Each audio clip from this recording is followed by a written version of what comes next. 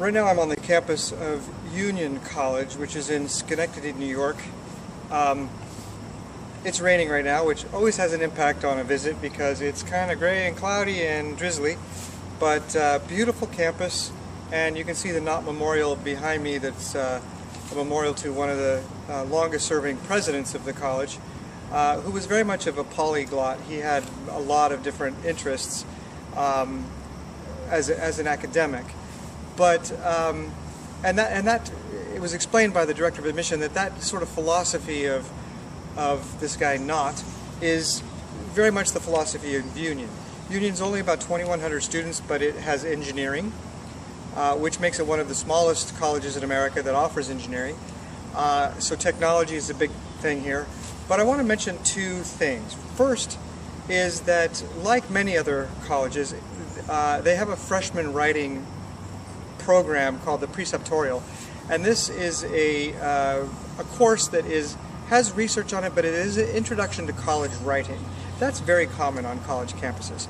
But the other requirement that I thought was interesting to learn about was the sophomore research requirement. There is a course that every student must take that helps them become researchers, to learn how to actually do research at the college level. And one of the things that the director of admission mentioned was that these courses teach students how to use the library. How to use the library. Now, that on the one hand could be a turnoff for people because they think, what? Come on, college, I should already know how to use the library. But you know, I really think this is a fantastic recognition of what students do and do not know when they enter college.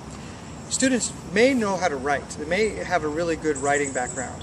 They may also know how to analyze things like primary documents. Maybe they've taken an AP class or an advanced class where they've been required to analyze and make sense of primary documents. But in most cases, students have not actually learned how to use the library and find academic articles on topics that interest them. They know how to use Google. They know how to use Wikipedia.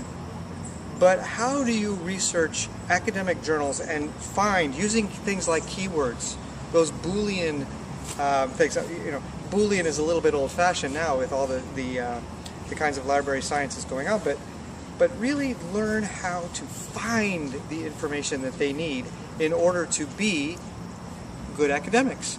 So when students at Union go on and do their senior theses, most students apparently at Union do theses. When they're going on to do their individual research, they're prepared.